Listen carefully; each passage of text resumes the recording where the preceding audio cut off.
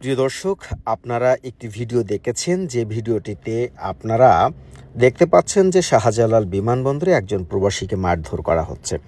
তবে আমার আজকের এই ভিডিওটি হচ্ছে যে প্রবাসীকে আসলে কি মারধর করা হয়েছে এবং কে আগে প্রথম কার গায়ে হাত তুলেছেন।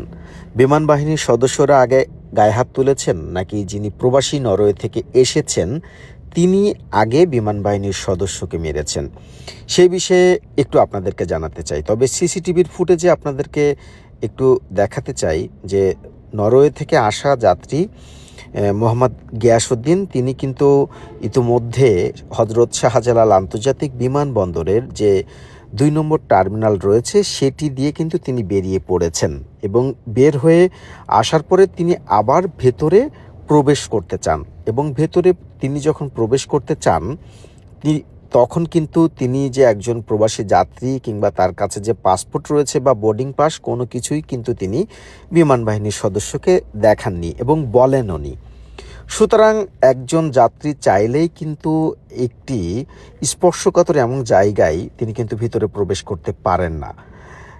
যখন আপনারা ভিডিওতে দেখতে পাচ্ছেন যে নরওয়ে থেকে আসা মোহাম্মদ গিয়াসউদ্দিন, তিনি কিন্তু এখন ভেতরে প্রবেশ করতে চাচ্ছেন, কিন্তু বিমান বাহিনীর সদস্যরা তার কাছে জানতে চেয়েছেন যে আপনি কেন ভেতরে যাবেন। তখন তিনি উচ্চস্বরে কথা বলতে শুরু করেন এবং বিমান বাহিনীর সদস্যের উপরে এই যে এখন দেখতে পাচ্ছেন যে তিনি প্রথমেই কিন্তু আক্রমণ করলেন।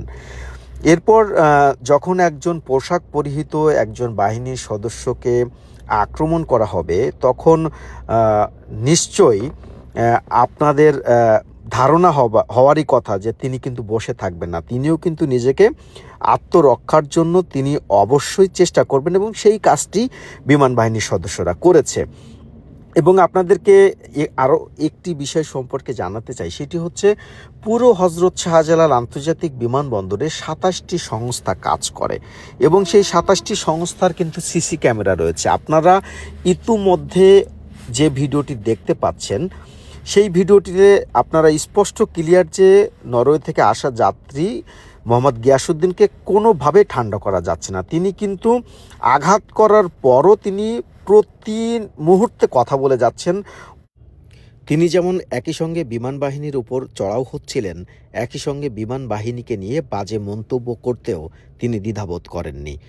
এমনকি হজরত শাহজালাল আন্তর্জাতিক বিমানবন্দরে ৫ই আগস্টের পর থেকে পুরো বিমানবন্দরের নিরাপত্তায় রয়েছে বিমান বাহিনীর সদস্যরা এবং এই বিমান বাহিনীর সদস্যদের কারণে শাহজালাল বিমানবন্দরে যে কোনো ধরনের ঘটনা ঘটার সম্ভাবনা নেই বললেই চলে। প্রথমত, নরওয়ে থেকে আসা এই যাত্রী যেমন নিজেকে একজন প্রবাসী বলে তিনি পরিচয় দেননি এবং একই সঙ্গে তার কাছে পাসপোর্ট রয়েছে সেটিও তিনি যেমন বলেননি, একই সঙ্গে তার কাছে বোর্ডিং ব্রিজের পাস রয়েছে সেটিও তিনি জানাননি।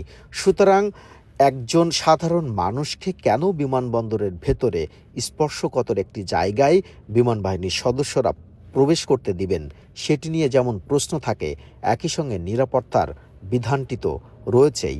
সুতরাং যাদের দেখার দায়িত্ব নিরাপত্তা, তারা কিন্তু অবশ্যই নিরাপত্তা নিয়েই সবসময় কাজ করবেন।